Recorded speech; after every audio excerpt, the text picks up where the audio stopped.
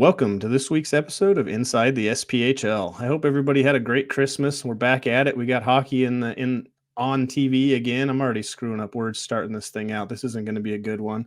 Good thing I bring on good guests.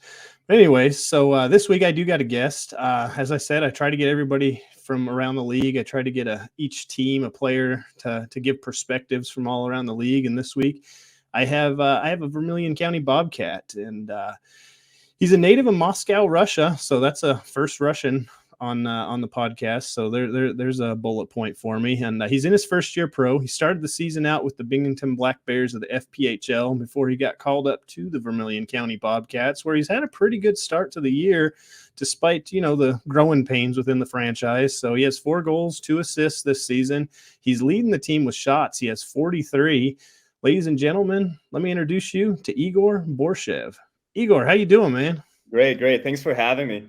Yeah, no problem, man. I really appreciate you coming on. So I've been kind of excited about this one ever since I heard you were coming in, because, like I said, I haven't had a guy from Russia. I've had a lot of dang Canadians, not dang Canadians. Definitely. I like Canadians. Yeah, I mean, I watched your podcast. I love them. So Yeah. hopefully this will be a good one. Well, thanks, man. I appreciate it. So like I said, since you watch it, you see I always kind of start the podcast off with dumb questions. So I'm going to lead off with the same one I always do, man. When was it in your youth, growing up in Russia, in Moscow, that you were like, you know what, I like this hockey game. Let me give it a shot. Honestly, like, if we go to the origins of my game, I probably started skating when I was 4, and I just loved it from the beginning. It's just like there's nothing else when you just step on the fresh ice and you can just feel the edges, and it's just amazing. But I think by the time I was 10 and 11, that's the only time that actually kicked me in, and I was like, hey, I want to do this and I love this. There's nothing more special than playing hockey, and I'm thankful for my parents that they just allow me and support me anytime. And I think without them, it just wouldn't have been possible.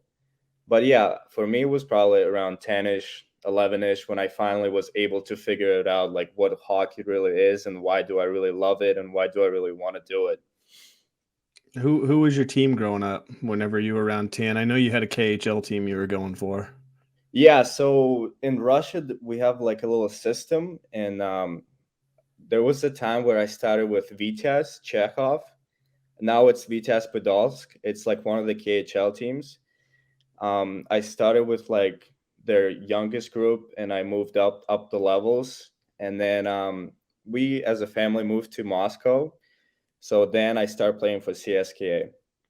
That's awesome. Not the KHL team. Yeah. For their development program. Yeah. So that's cool. That's cool. I mean, it's crazy to me how structured that the hockey system is in Russia compared to here. We were talking about it. Yeah, it's a little bit more professional. Yeah, so it starts with Learn to Skate group that's sponsored by the KHL club, and then you have the U12, U14, U16, U18, and then it gets to the MHL, which is the junior team, and then the V, and then the K, and it's all one big organization that tries to support the players and tries to kind of keep them under the radar and hopefully pull them up to the KHL. But I got you. Not everyone gets to call so up. Yeah.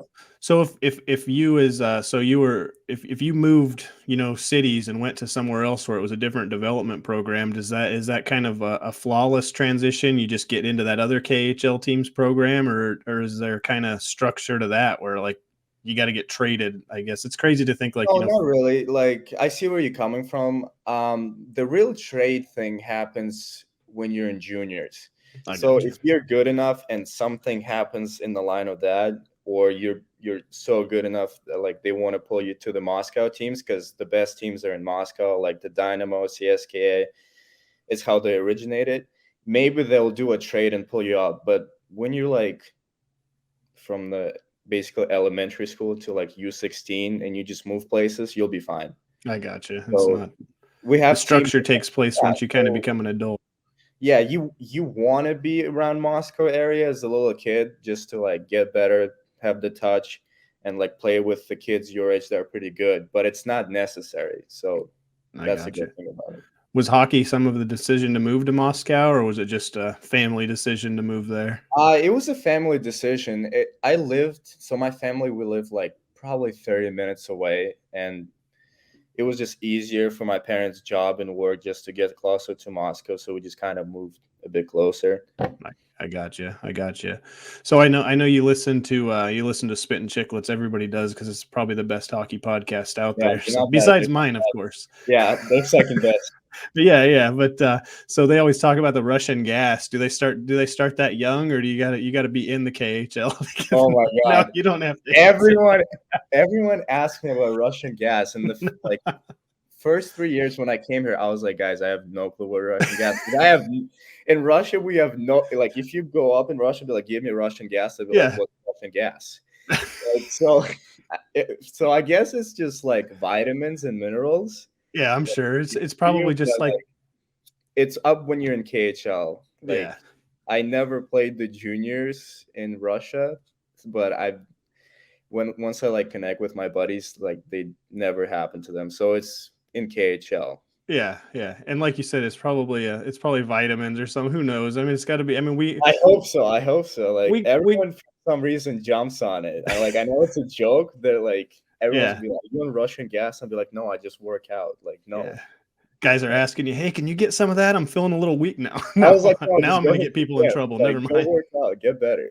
Yeah, exactly, So funny. exactly. So, all right. So, at what age did you and your family come to the United States? Um, when Yeah, when or how like old were you why? whenever? Well, yeah, when and why? Yeah, Both of them. so originally, so me and my family, we moved probably 6 years ago, but my older sister, she moved kind of first by herself because she's a pianist, and she got accepted into one of the like musical schools in Boston, and she's pretty good. So after she did like 2 or 3 years, my parents were like, you know what, maybe United States is the spot for the better like place and education for the kids. And 6 years ago, we did a couple of paperwork for the citizenship, which was a long process, but we did everything right and we came to the States. Thank you for letting me in. Yeah. Hey, I don't have control of Yeah, I'm a citizen now, so I that. can say whatever I want. Yeah, I'm all about bringing more talent over here from Thank you. all over the Thank other you. countries. Yeah. So I'm not about building a wall like some people. Oh, all right, all right. I see where that coming from, the reference. All right. But Let's make them anyways, great again. yeah, we'll move on before we dig into stuff that'll make people quit listening to my podcast. I can't have that. So, All but right. so you started playing hockey. You moved to near Boston. I already forgot the name of the town. Go ahead and throw it out there for me. Originally moved to Natick, but I went to the high school in Westwood, so that's There we where go. I How did got I forget Westwood? I don't know. Who Westwood, cares? Mass. Yeah, Westwood, But Mass. That area. so so you moved there and you jumped into playing a little bit of high school hockey. How was that different from what you were playing in back in Russia whenever you were learning? How different was the game and the way that the practices and games just all together? It just seems like Russia has a different style when you watch the Yeah, KHL, and that's all I yeah, have to go off of. yeah. Um, Honestly, I feel like skill wise, it was there. Like you can easily say that Russian hockey players and American hockey players growing up are the same level. Like they're both talented and they have everything. It's just in Russia, we get taught like consistently about the systems. So for us, breaking out of the zone, middle zone, and then the other end is just elementary school. Like we know it from like U12s. Oh wow. Here, I feel like it's more of just a little bit individual, and then once you go up to the high school junior, you pick up more of the systems, I guess. But for us Russians, systems is the number one thing. I don't know why, but it is. If you play like against the Locomotive or like Ncaa, like they would be 12 years old and they would be playing exactly like the KHL team. They would set up in the zone, like the power play, the kill. They would be so focused on the system. But here, which I love, you just have the freedom as a player. Like you have the freedom to grow as a player, mature as a player, and just like keep working on your skill. Where in Russia, you're kind of like put in the system where you have to work under. I gotcha. So, high school hockey, we don't really have such thing as high school hockey in Russia in general. So we, as I say, you just play for the local team that you have. But I personally loved high school hockey. I mean, just the atmosphere, just like walking around the school, be like, yeah, I'm on the hockey team, blah, blah, blah. Yeah, so I kind of loved it. I mean, it's a great experience and it was a great time. Yeah. Yeah. How good was your English whenever you moved to the US?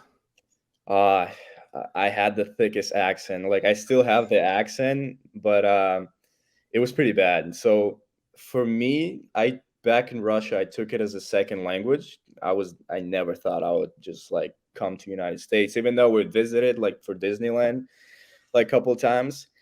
But it was bad. Let's Yeah. put it this way. It was tough couple years, but thankfully the school that I went to was very supportive of me, my decisions, and just my, I guess, complete transition, because the culture is a little bit different. The jokes, the ideas, Yeah. still the same thing, but a little bit different. So I'm very thankful for the environment that I was in and the people that surrounded me on an everyday basis. Yeah, you went to a pretty high-end high school whenever you came over, a pretty high academically, right? Yeah, Severian's a very good academic school, and it's an all boys Catholic school, which is very important. It was kind of important for my family that I go to the Catholic school. So, religion and faith is a big thing for my family, even though we're like Russian Orthodox and it was a Catholic school. But yeah, it was a good turning point for me where I started to understand the morals and what it's like to be a real man, I guess, and what are the right things to do sometimes, and just what are the right steps to make. I think it was a good step in my life and the development. Well, that's cool. You got any real memorable moments or stories you want to share from your playing time, or even off the ice whenever during high school hockey and all that? Well, I went to the high school for 4 years and I only played two. And my most memorable thing was playing on the Fenway Park. We had like an outdoor game for Zavarian against Malden Catholic, and we played outside, and it was amazing. Like, I scored the goal, celebrated like 3 times. Wow. It was great. It was so funny because like there was unnecessary celebration, and I because like all the cameras were on you, and it's just the Fenway Park. It's huge, and it's great. I loved it. That's cool. Was that before like the Winter Classic or something when they had all the sheets laid down already? They did that before. I think it was I think BC was playing Northeastern, and they did like the outdoor game, and it was like a day before, so they let us do that. I gotcha. It looks like I'm having trouble with my camera here, so I don't know what's going on. Nobody wants to look at me anyways. But there's really no over celebrating when you score a goal at Fenway. I mean, you Yeah, just I mean, no, I think it was. So I scored, and then I celebrated the first time, and then I celebrated before coming to my bench, and then I celebrated after my bench. that's awesome. So I mean, I I'd have got the done. great pictures out of it, and the boys loved it, and it was a really great experience. Yeah. That's awesome. That's awesome. So after your 2 years, you went and played juniors in the East Coast Elite League. Is that the correct name? Yeah, EHL Premier, yeah, and Okay. then EHL. Yeah. Yeah. So how was that? What was your decision to get out of high school hockey and go play juniors? What made you decide to do that? Um, well, it kind of started off my sophomore year. I already led the Catholic Conference in points, and I was named the MVP. So I was already looking to maybe step up hockey wise, the level wise, and maybe go juniors. Um, and then my junior year, I started off, I think, with one of the U18 teams, and then I was affiliated by Northeastern Generals in NAHL. So played there for a couple times, and then they kind of told me to go online and leave the school because you can't really do it at the same time. But for me and my family, it was very important that I stay at Xaverian academically because it was a very good school and I still wanted to keep my grades going and everything. So that's the moment where I kind of got lucky with Walpole Express and John Lounsbury, which is a great mentor and a great hockey coach. And he did a lot for me. Kind of got in contact with him, and he was just he was ready to develop me as a hockey player in that organization. And then my senior year, I just did the same thing, stayed at school at Xaverian, got my grades up, and then played for Lounsbury again just for EHL instead of EHLP. I gotcha. Yep. Well, how was that? Your time in juniors was it a different game than what you were used to, or did it kind of come easy to you? Honestly, it came easy at the same time because it was a little bit more professional and it kind of reminded me of younger days of just the ideology of like Russian hockey and like just playing in the structure. And thankful I played for John Lounsbury because I mean, I would probably wouldn't play for any other coach in that league because he was probably one of the greatest coaches in the development aspect as a hockey player, like in your skills, and then he would go over a lot of systems with us, and that helped. So I'm very happy I kind of sticked with them. So, and then EHL, I think it's a great league. I mean, I was only probably 17 playing there, but for development, it's one of the best leagues. Like that league consistently sends a lot of D3 players to the top schools. And it's a step below NAHL or almost close to the NCDC. So they're always competing the guys. It's a good competition. I gotcha. I got to Yeah. jump back a little bit. So whenever you were talking about the structure, playing whenever you were playing your youth hockey in Russia compared to coming over here and playing high school hockey, how bored were you in practice? Because they were teaching the stuff that you learned whenever you were 10 years old. Yeah, I mean, honestly, not really bored at all. The No. transition was still there, and it's not about being bored. It's about always looking for the new opportunity and the new information. So it doesn't matter what level you play. It's all about you. Like you can be skating with the kids that can barely skate, but you can still take a lesson from them. Like it's just like in life, you don't need like a mentor. It's all about your perspective and the way you prepare yourself and the way you practice. Like I wasn't really bored. I was just trying to like take everything that's much as possible from my coach.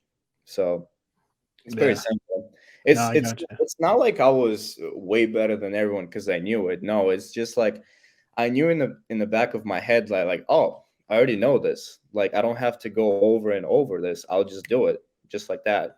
It's not like I was just like being cocky and be like, I'm not paying attention because I know Yeah. it. No, it all it comes down to you. Like if you really want it and if you know it, you'll just take that information again and make it better and maybe be like an example for the guy who doesn't know it, or maybe help the guy out, be like, hey, like I know it's kind of tough, but like here's what you got to do, and maybe you don't do this or do that. I mean, it's always about supporting the kids because like one day you don't know the system and you just hope someone will come up to you and be like, hey, like I know it's tough, it's your first practice, but I can help you out. So I was just trying to be supportive the whole time. Yeah. That was a good answer. I was trying to bait you into giving me a I know. bad answer, but Yeah. you nailed it. So, Yep. but all right. So after that, you went and did a couple years playing college hockey. Yep. And what was that kind of always the plan all along that you and your parents had was come over here, graduate high school, and then get a college degree, or was this kind of something you decided you were going to do to further your hockey career? I think furthering my hockey career is more closer answer because still inside. I went to college when I was 18, and even back then, I was just looking and I was eager to get into professional hockey. So for me, the idea with going to college was to get a little bit better, just get a little bit older, get used to the speed, just try it on myself, and then along the way try to get the education because as I said, it's very important, and it's not a problem for me. Like school wise, I love the school, and I love to listen. I hate tests, but I love lectures. Like I just love You're a listening. madman.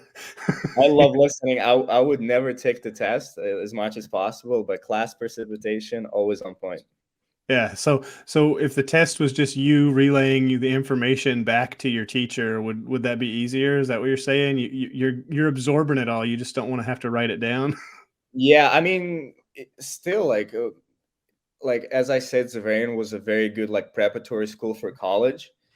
So, and I'm very happy I went there because with my broken English when I moved here, like a regular public school wouldn't got me like a good preparatory way to college.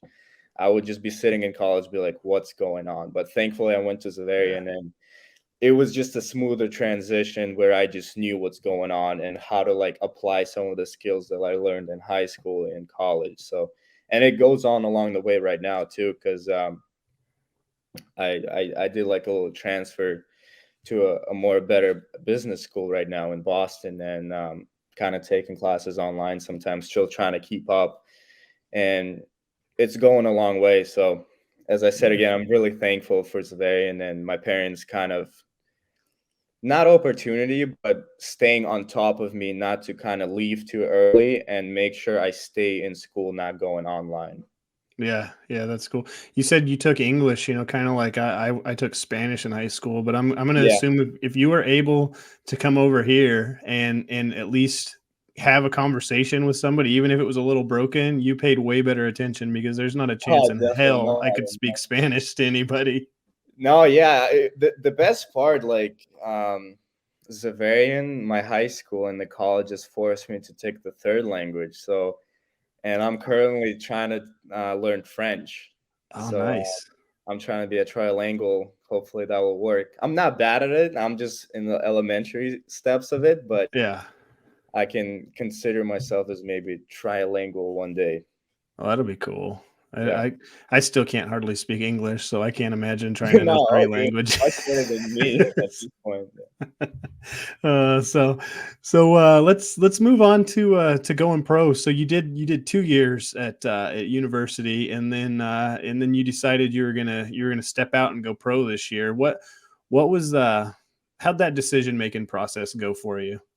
Um, Honestly, it was a little tough decision, but I really wanted it. It all started with last year having absolutely no season due to COVID.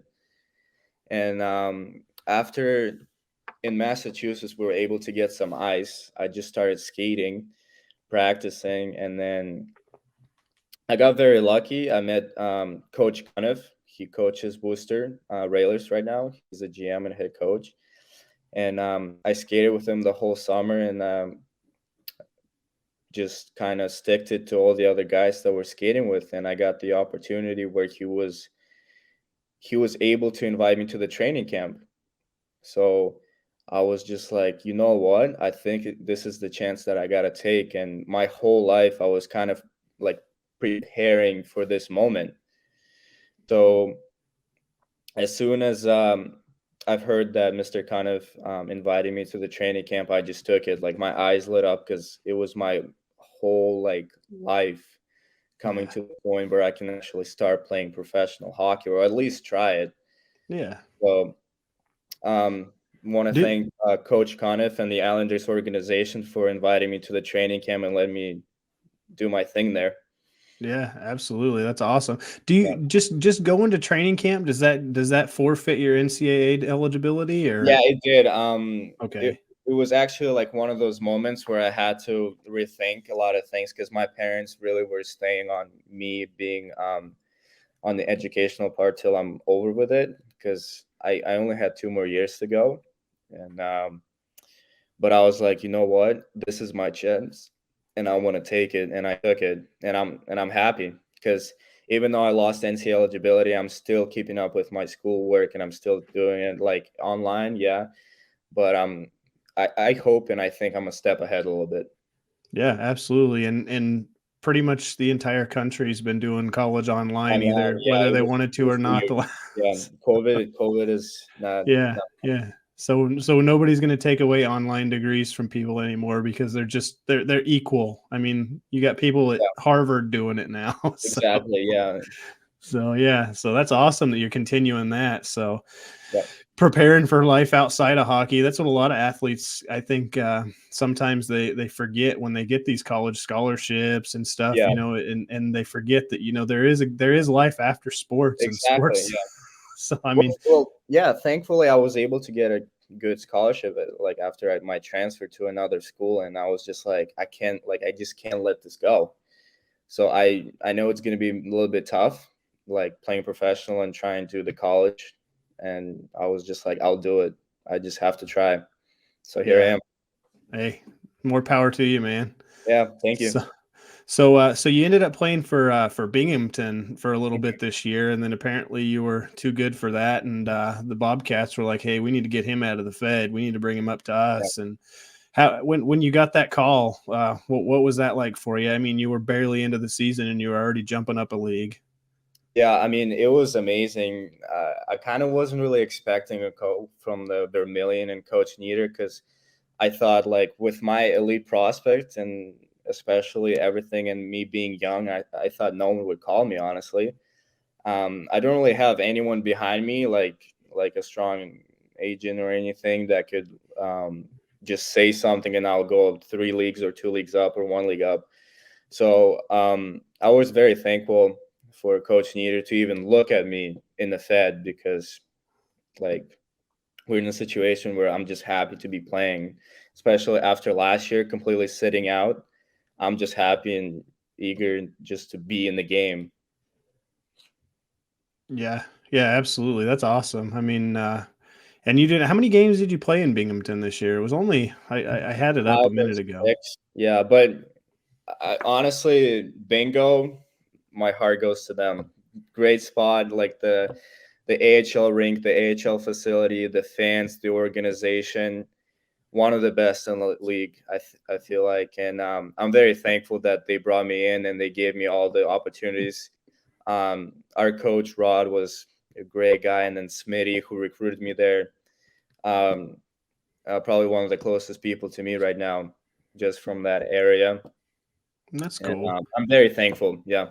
Yeah, that's awesome. So when you got to Vermilion County, they don't have an AHL rank, and I'm not by any means dash or bashing that, but Mhm. so that was a little bit of a shock, and it was a brand new team. Did you know the team was this was their first season when you got the call, or did you know Uh, much about Vermilion County? no, not really. It was kind of funny because Coach Nieder called me the first time, and just looked up, and it didn't say anything, so I kind of didn't even pick it up the first time.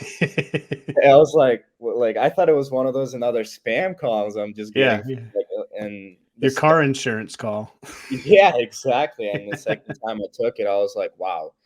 I didn't even look into it. I was like, I knew I'm going step ahead, and then as soon as because I've heard of Coach Nieder as a player, and I've heard of his story. Because I mean, look at the guy. Like, have you seen like his history and his resume Yeah. is unbelievable. Like, and as soon as I was like, that's actually him, and that's my chance to go up a level, and probably playing for one of the better coaches in the league and probably one of the best coaches in the league. I just took it. I was just like so happy, and I don't care. I still don't care. I'm so happy I'm here. Yeah, that's great. What's the atmosphere like in Vermilion County? I let me before you answer that, let me say so a lot of people, I mean, you guys are a new team and you haven't won a lot of games this year. And so a lot of people are just sitting here thinking that, Vermilion County is this team that's going to be a ghost town and not even make it through the league. But I see it from a different perspective because, I see the team growing and I know people within the organizations, obviously. So I mean, it doesn't seem to me what I see all these fans saying, but I need the fans to hear it from the horse's mouth, the person that plays there. What's it like there? I mean, the fans, the team, everything around that organization. I mean, what is that like? I mean, I think it all starts from the top, and I think Ellen is. I can't really say that much because I haven't really met that many owners, but I think she's a very great owner in any sense. She's very supportive.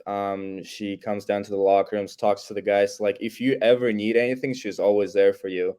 And that goes along with everyone, Coach Nieder. If you ever need anything, they're always there for you. And I think that's very amazing, because I can definitely tell there's some teams in this league where probably the ownership doesn't try to like work with the coaches and the players as much. Where here in VC, like Ellen and the whole staff is very supportive. Like no matter what happens, they're always here for you. And I think that's what we need. Like I love this place. Like I don't know why everyone, like as you said, kind of gives this type of opinion about this place or just ideas. I think we just have to get on the hot streak, and with the atmosphere that we have in the room, with the players, the talent that we have, and just get it going. Like we Yeah. had a I wasn't here for the beginning of the season, but I've heard some of the stuff, like the coaches changes and all that stuff. It was tough, but now we're kind of getting to it slowly, picking it up, and it's just start to click. We'll be better.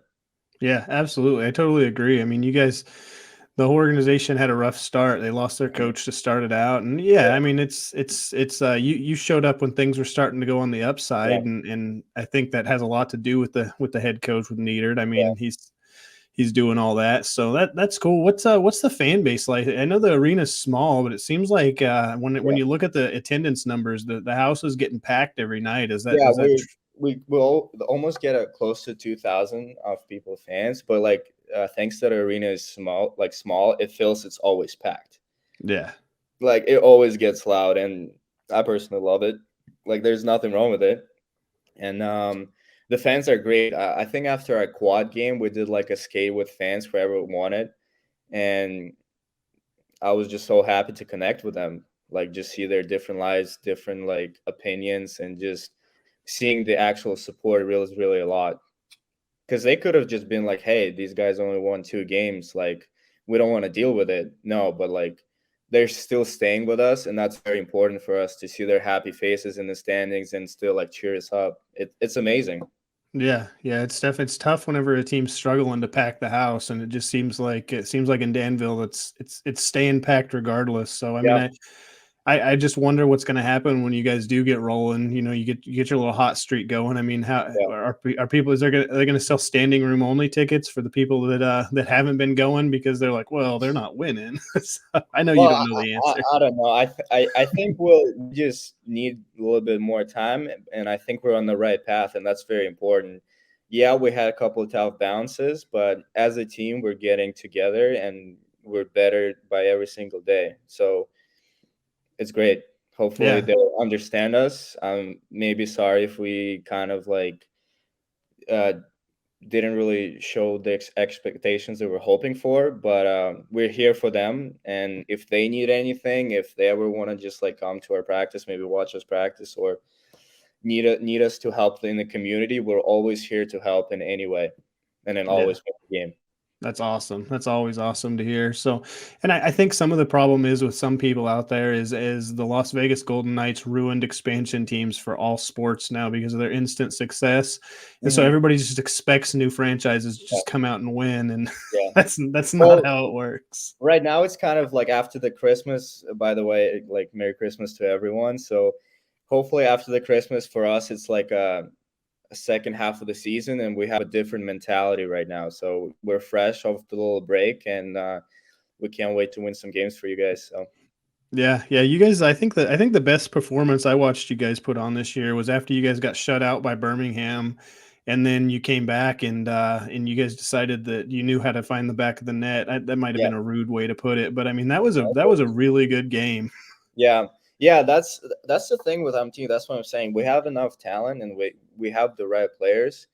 It just needed a little bit time to like to just get it going, just to get the chemistry up. And I think we're at the moment where this is it. It's coming. So watch Yeah. out.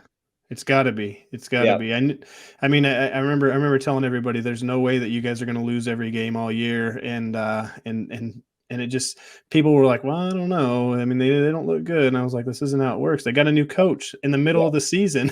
They didn't yeah. even get a training camp. Yeah. So Yeah, well, yeah, and all those two of those wins, it's obviously our kind of team effort, but we cannot forget like the stuff that Coach Nieder does for the team. Like outside from being just a great human being and just a great guy, I've never seen a coach go in such a detail and just like trying to like teach us. Like he's actually a great coach and he's a part of our success. So if you ever see us doing well, he's the number one guy while we're doing well. So the coach is a very serious and a big thing in this league. Yeah, that's awesome. Typical hockey player, though. You're never going to take credit for yourself. You go out and score 6 goals in a 6-0 win, and you're going to give somebody else credit. I get it. I mean, that's also true because, like, in order to get in the offensive zone, you got to block and shot in the defensive zone. Like, it all starts with our goalie. He blocks it, then the D makes the pass, and like you know how it goes. Like, it can just like tip off you, and Yeah, yeah, it's a goal. But you cannot forget all the guys that sacrificed their like bodies, blocked a shot. Like they fought, and yeah, I scored a goal, but who cares? Like, let's keep going. yeah, Like, we are the team. It's not like it's not. it's a one-on-one boxing where you Yeah, taking the shots. Like, no, this is a team effort, and it's honestly not only a team because the more fans we get, the better we play because of the atmosphere and it all works together. It's like we're one big family and one big organization. We all lose together and we all win together. So it's always like that. yeah. That's good. It's a nice little hockey community going on up there. Yeah. So that's awesome. So, I guess this season. So what's been one of your favorite moments this season since joining the team? Was it your first goal, or which no? We just talked about how you don't care about your own personal stats. So what was it that sticks in your mind as we reach the halfway point? Honestly, we haven't really done like I think we haven't really done anything special yet, and I think it hasn't been enough time that I can just look back at and be like, "Wow, that was the moment." But personally, I think it's just hanging out with the guys. I truly believe we have a special like chemistry right now, and the special group of guys in the locker room where we're just happy to be on the rink. Like whatever happens in our locker room is just always funny, and you always leave with a smile on the face. So it's not really that something happened yet. It's just like we're always expecting the next day because we know, like, all right, next day is going to be a practice. It's going to be a good practice. We're going to have some fun. We're going to play some hockey. So it's not really me answering the question, but No, it's kind of that me putting answers it it. out there that it is just hanging out with the guys that we have right now. Because, like, as you know, I only started. This is my first year playing professional hockey, and I truly believe there probably will be some organizations with like less chemistry in the room, which is fine. But I think what we have going on in Vermillion starting right now, it's very good. So That's awesome. How are you? Are you a quiet guy in the locker room? You kind of listen to everybody else, let them do the talking, or are you um, in there in the middle? more of it in the middle. I'm a rookie, so I'm trying to like preserve myself and stay a little bit behind, let the veterans speak. But Yeah. once it's free time, you can't stop me. It's always throwing jokes around, get someone going. Just trying to be a supportive guy. Honestly, is just if someone needs help, I'll be there for them. Like that's why I want everyone to know, and maybe kind of if everyone's gonna try to talk back about me or just describe me, just like the outgoing guy that will try his best to support you. Like Yeah. even maybe sometimes I mess up with drill, but like I'm trying my best. Yeah, no, that's all you can do. That's all everybody Yeah. should expect from you, and good teammates. Which it sounds like you got a really solid locker room Yeah. team group of guys there, so they understand that kind of stuff. So when you're joking around, though, there's no your mom jokes, right? Yeah. Actually, they're not that many. No. No, No. no. So No. that's good. That's good. I guess Yeah. I guess the listeners aren't going to understand that because we talked about that off air, but Yeah. but oh well, Yeah. it can It be an was inside joke. it was a little inside high school Russia slash transition joke. Yeah. Yeah. Yeah. Yeah. So, man, I think that's all I got for you. I can't think of anything else to ask you, and I've taken up almost 45 minutes of your time. So, I think this was good, man. I really, really appreciate you coming on. Yeah. Thanks for having me. Yeah, and I wish you and I wish the whole Bobcats team the best of luck the rest of this season. I think you guys are going in the right direction. You guys are starting to show signs of a good thing. So I'm pulling for you. I have been all year. I've been on the wagon. So Yeah, definitely. Same with us for your podcast. Hopefully it grows bigger. You're doing a great job, and it was a pleasure being here. yeah, no, thank you so much, and we'll have to do this again maybe sometime later on, Yeah, man. definitely, definitely. All right, thank you again. Yep. Thank you. Bye. All right, folks, there you go. Igor Borshev of the Vermilion County Bobcats. That was a great interview. It's nice. It's always nice to get a perspective from somebody that has moved into the league from what am I trying to say here? Somebody that played in a different style league, as he was talking about all of his the way that they run hockey in Russia and how structured it is compared to what we do here. So it's that was cool to hear. So I hope you guys enjoyed that as much as I did. And I'm sorry about the video issues that were going on throughout that interview. I hope we don't have any more. Maybe it's my crappy connection. Who knows? But sometimes technology is just going to kick our ass, and there's nothing we can do about it. But hopefully, I can edit most of that out, and you guys won't even have to see most of what I was talking about. But let's move on. So we had a few games over this last weekend, and like I said earlier, I hope everybody out there had a great Christmas. I had a great one. It was a great time. We recently adopted a dog, I should say, not found, but it was his first Christmas with us, and he's just chaos. So he's been keeping us busy ever since we got him. He's only 4 months old, so he reminds me why I don't want a newborn baby in my house. So if anybody is out there on the fence about it, get a puppy. It'll break you of it, because man, they're a lot of work. But we're not here to talk about me. We're here to talk about hockey. That's what you guys listen to this for. So I'm going to shut up. So Sunday, or Wednesday night, actually, before Christmas, we had a game. Don't let me skip that one. So Roanoke and Fayetteville played. It was in Roanoke, and these two teams have played each other about as many times as Huntsville and Pensacola has. I didn't count before this, so I don't know. I'm sorry. But they seem to be playing each other a lot, and they're going to play each other again this weekend. So I'm sure these two guys, these teams just hate each other. It's rough. So, but it's what the league's got to do to be able to keep things going after a year where there was teams that didn't even make any money. So the travel is they're trying to make it cheaper than last year, and that's why we're seeing a lot of teams play each other a lot of times and not traveling around. Like there's a few teams that don't play everybody in the league.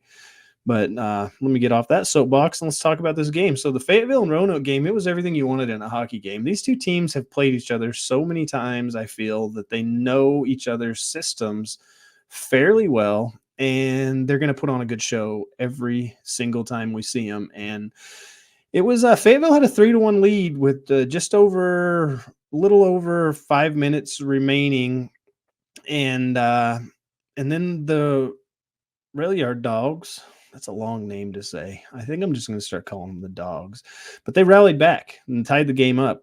It was Jeff Jones and Brady Hepner. They scored goals, and Jeff Jones's goal there was franchise tying record for the best for the league lead in the league. Let me focus back on this podcast. I'm sorry. My phone was going off. I had to shut it up. But anyway, so Jeff Jones's goal tied the franchise record for most goals. And so that was a big moment. And then, and we'll get more into Roanoke a little bit after that.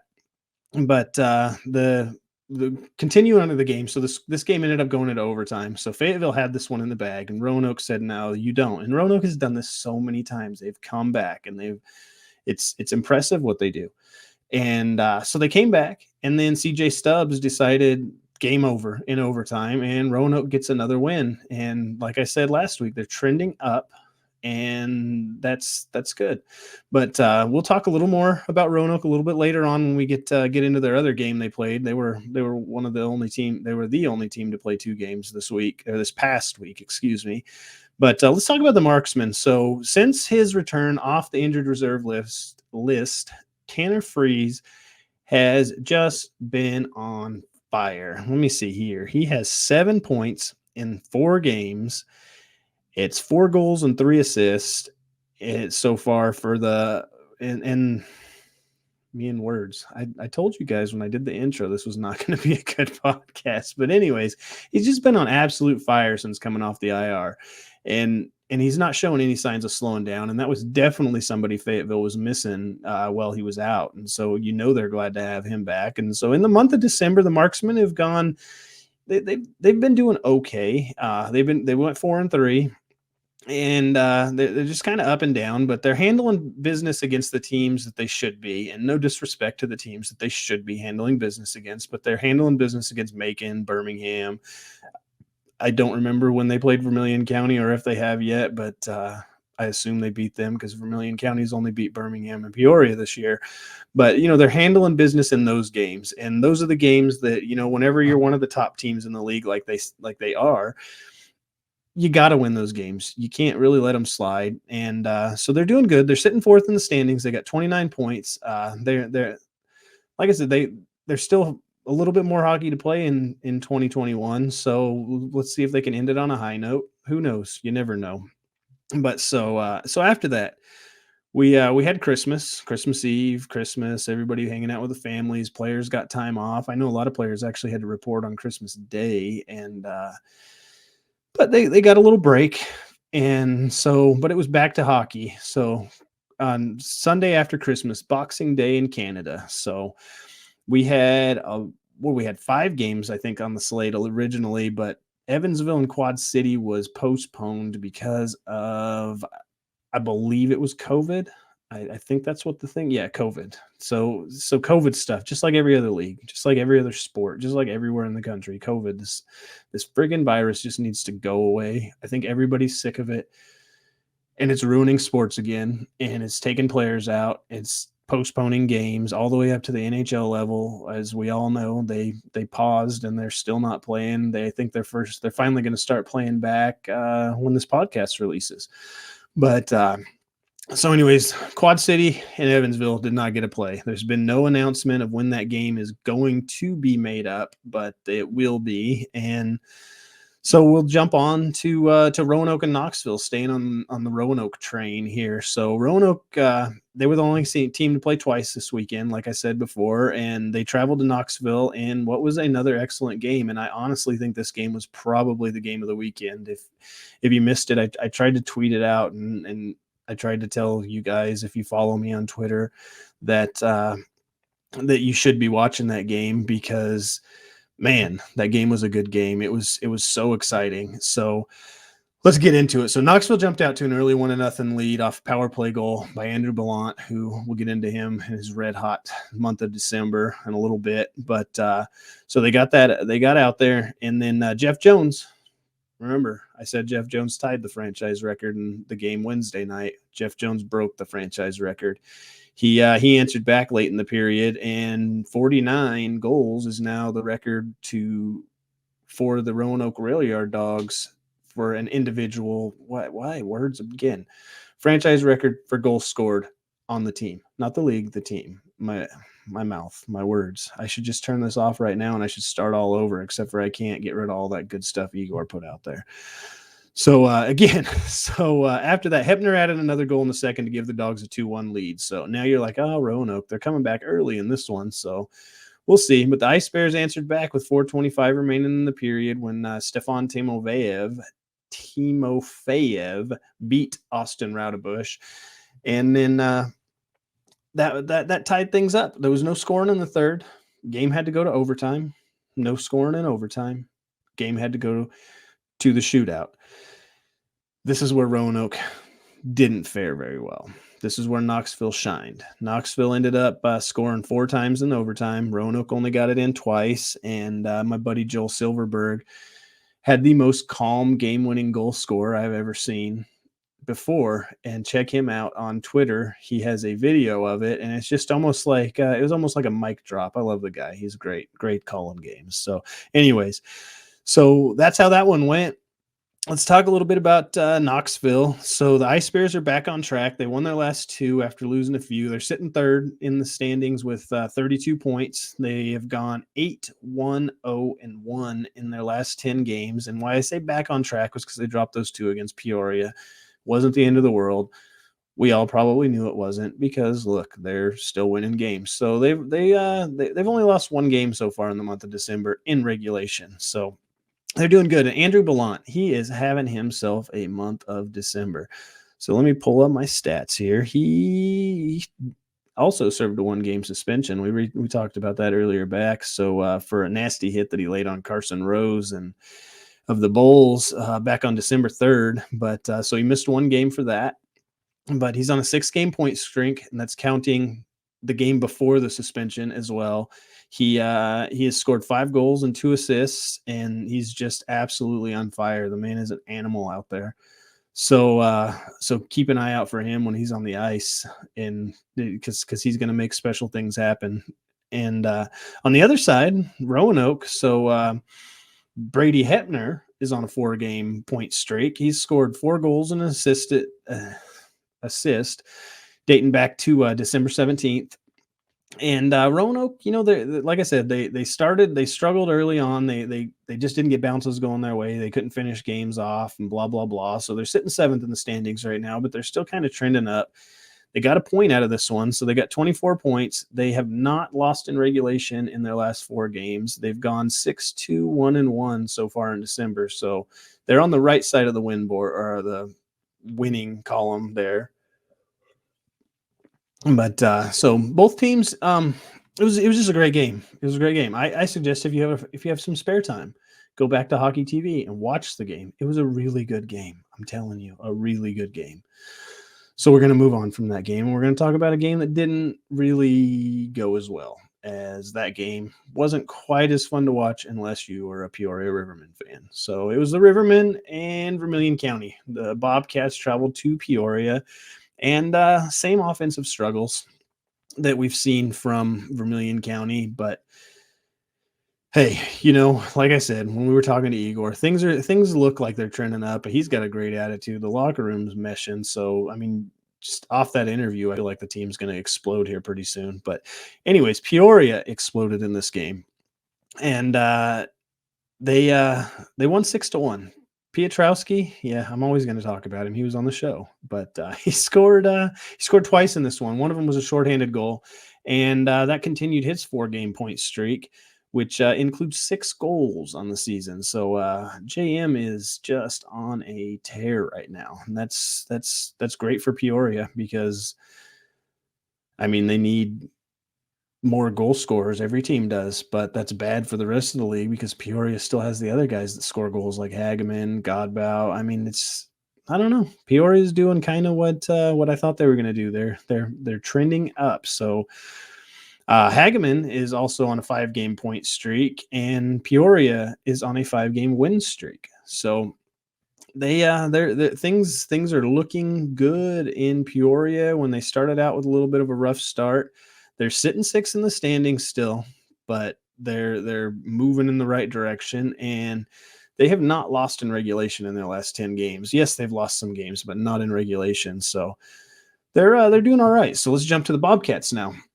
So you know how I always like to bring bright spots up. I don't like to be negative. There's too many negative sports fans out there, and I don't want to be that guy. So I'm not going to be.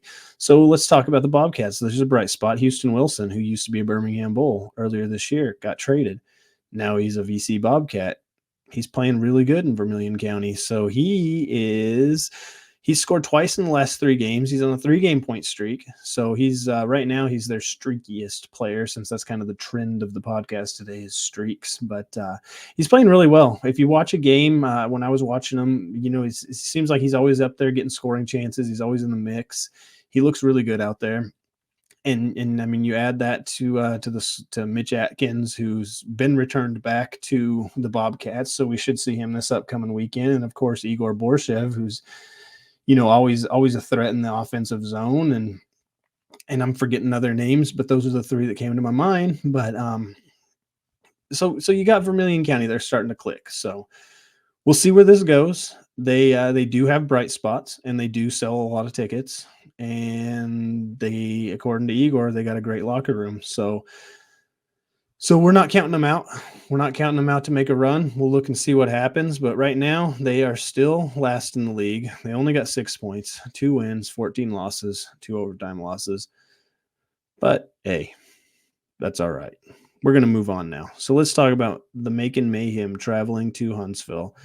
I wonder if people just dread going to Huntsville, or not the players, but the fans. Do you guys dread whenever you hear your team's going to go play the Havoc? Because it's always the same story. Your team's going to lose. That's the way it seems like it goes. And I mean, granted, they've lost a couple, but I just wonder, do fans, I know when I was but when I was younger, I used to hate whenever the Colorado Avalanche would have to go and play the San Jose Sharks. And I don't know why. The Sharks were a good team back then, but they weren't, the team that kind of just their little run came to an end. But it seemed like they always lost to them. So I just wonder, I mean, do you guys hate that? Leave me some comments. I always ask you guys to leave comments on the YouTube page. I mean, at me on Twitter. I mean, let me know. Let me know. Answer some of my questions. Or maybe nobody's listening to the podcast. Maybe that's why I'm not getting any responses. Who knows? But anyways, we're going to go on and talk about this game. So this game was actually a lot closer than I think a lot of people thought, though. That really screws up my lead-in into it, because I was acting like they got blown out, but it wasn't. Macon ended up losing this one, but they jumped out to a 1-0 lead off of a Curtis Hanson goal. And then 4 minutes later, the Havoc scored, because the Havoc just score. But it was Ncaa. Was it? No, it was Neudecker. He beat Dylan Kelly, who, by the way, has been playing really good in the net for Macon lately. I mean, he's been playing pretty good, but Neudecker's been playing really good on the offense for the Havoc. And then the score stayed tied 1-1 all the way into the third period. And starting the third period, that was whenever it didn't work, when Ncaa scored his 14th of the year, and the king of scoring in the league right now, Jacob Barber, public enemy number 1 to a lot of Birmingham fans. I really need to quit talking about that. That's old news. He's a Huntsville Havoc player now. But anyways, they sealed the deal 3-1. Macon stays in the 10th spot. And but they should be happy with their performance. They really stood their ground, and I mean, holding the Havoc scoreless in any period is always kind of an impressive feat. And they hung in there with them. It was just a matter of, a couple of bounces didn't go their way, and I'm not down on the Mayhem, and they look good. And like I said earlier, Kelly looks good in net. I've got to see Kelly play a couple of games now, and I like his game. He's good, and if he can get the support up front, he's going to be one of the goalies you guys are talking about. But after that, so Huntsville, not after that, but still on this, Huntsville, they reached 20 wins, which makes them the first team this year to hit that 20-win milestone, and they jumped up to a 6-point lead in the standings over the Quad City Storm. So Quad City, remember a couple weeks back, they were only 1 point back. Not anymore. But this isn't Quad City's fault. They didn't even have a chance to get points this week because of that stupid freaking virus. We're not talking about that, though. So this was the Havoc's 6th win in a row after going on that tear to start the season. So, and Cy Ncaa is on a 6-game point streak. So I looked back and I was like, it's got to be Barber that's on this big point streak. It wasn't. It was Ncaa. So not to say that, I mean, Barber missed maybe an assist in one game, but then he went and scored 2 goals in the next game. So that's a weird, I mean, streaks are weird. They don't always tell the whole story, but they do in this one, because that's what I'm going with. Streaks are all that matter. So last game of the weekend, the Birmingham Bulls traveled down to Pensacola to play at the Bay Center against the Ice Flyers. And the Florida boys are probably so sick and tired of Alabama teams that it's just making them sick. But they played this one. They fared very well against the Bulls this year. And this game started out, you thought the Bulls were going to pull something out. The Bulls jumped out to an early 1-0 lead, and they looked really good. They looked good. They were holding things on. They were holding Pensacola out of the offensive zone, not giving them a lot of chances. They were out shooting them. They were really outplaying Pensacola for most of this game, and it just you kind of felt like maybe this is going to be the game that Birmingham breaks out in, but no. Heading into the second period, it was 1-0, and then Ivan Bondarenko tied things up with just over 2.5 minutes to go in the second, and the game was 1-1 going into the third period.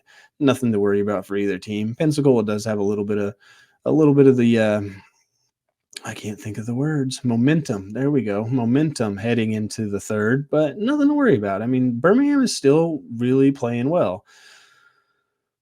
But that was a power play goal, by the way. I feel like I should add that. And the Bulls went into the third period on the power play. Or no, that first one wasn't a power play goal. Man, I'm having a bad day. I'm going to have to retire. But anyways, so they started the third on the power play. Dalton Young made the Bulls pay 52 seconds into this one and took the lead. Pensacola's got their first lead of the night. And then later on, Pensacola goes on the power play again. Mind you, the Bulls only had 2 penalties this night. This is the Birmingham Bulls, the team leading the league in the penalties. 2 penalties. Both of them, Pensacola made them pay. The next goal, let me see, Windorf added that one, and that was all they needed. 3-1 victory for Pensacola after losing 3 straight to Huntsville. They're getting back on track. Bulls still looking for that first win with Coach Kevin Kerr, associate head coach Kevin Kerr. And I don't know what that means, associate head coach. I don't know, but he's not an assistant. He's an associate.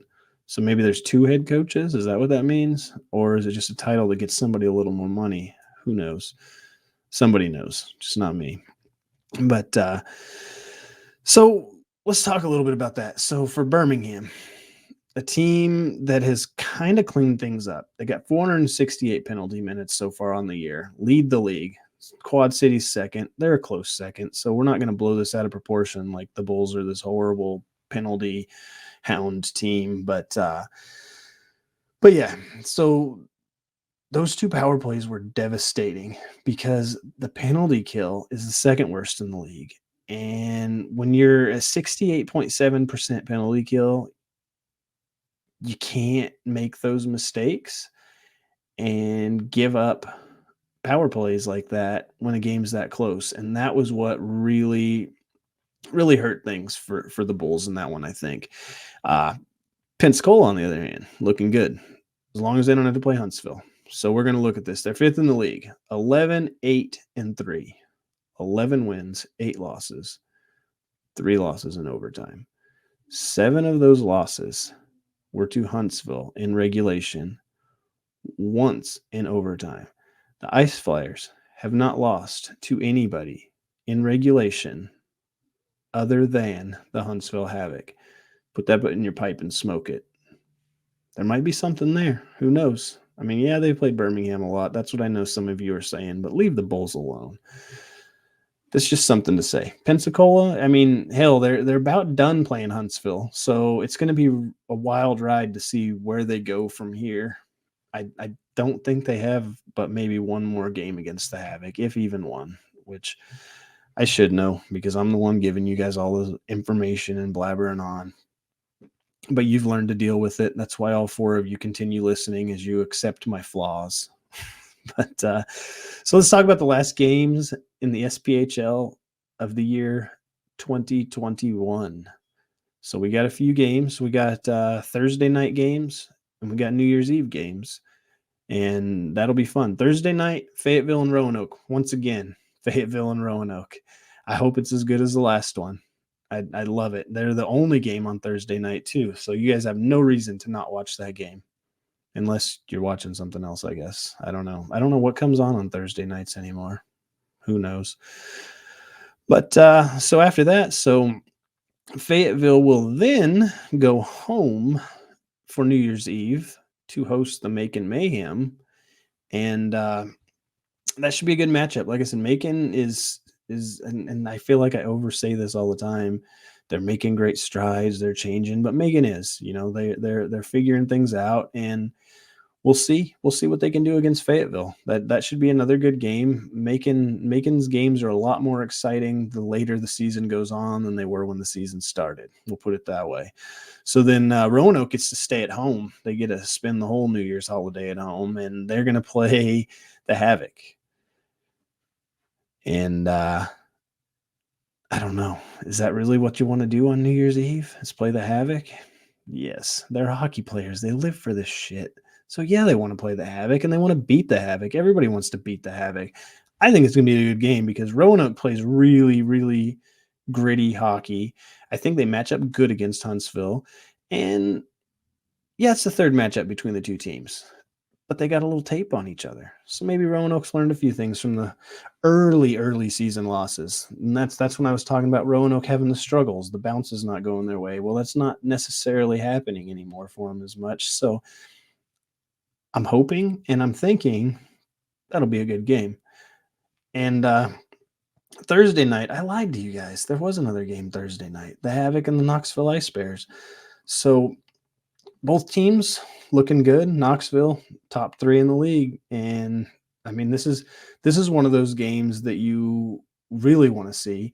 So I guess if you're not watching Roanoke and Fayetteville, go ahead and watch the Ice Bears and the Havoc, because that should be a good one too. Or if you have 2 TVs, watch them both at the same time. That's what I try to do. It never works, but I try. But so anyways, so we'll move on. Then we got Birmingham and Pensacola are going to play. And this is Birmingham is playing Pensacola 4 straight times. Pensacola has a game in between, which we'll talk about. But yeah, the Bulls and they don't get to see anybody but the Ice Flyers, and all but one of them are in Pensacola. But so they're driving down to Pensacola, the white sandy beaches, and they're going to face off with the Ice Flyers again. And I'm hoping that it's going to be as exciting of a game as the last one we had. I think it will. I think Birmingham showed that they can hang with these teams. They've been showing that they can do that, and the penalties are coming down a little bit. So I think it'll be a better game. I think it'll better or equal to the last game. I never look at the 3-1 scoreboard. I feel like that game was a 2-1 game, and it was closer. It was a lot closer than a 3-1 game. And I mean, Pensacola is a great club. I know Seth Enzer, last week's guest, is still looking for his first goal. He came close a couple of times against the Bulls. Will he get it this week? Only time will tell. So after that, New Year's Eve, that's a Thursday night game too. Man, I really screwed this all up, didn't I? So I still think you might want to watch Havoc Ice Bears, but I wouldn't blame you if you watch Birmingham Pensacola, or get 3 TVs and watch all 3 of them at the same time. That's something I haven't tried yet. I might give that a shot. We'll see. So after that, New Year's Eve, Pensacola going up to Knoxville. They don't get to spend New Year's Eve on those white sandy beaches. They got to go up where it's actually a little bit colder, which it's been kind of cold down here in the deep south anyways. But anyways, we're going to move on from that. So they're going to go up there and play Knoxville. It's we'll see how these two teams are, how they're feeling after their games. They're both got pretty tough tests. Yes, I'm calling Birmingham a tough test because Birmingham was a tough test for them last time. So shut up, people.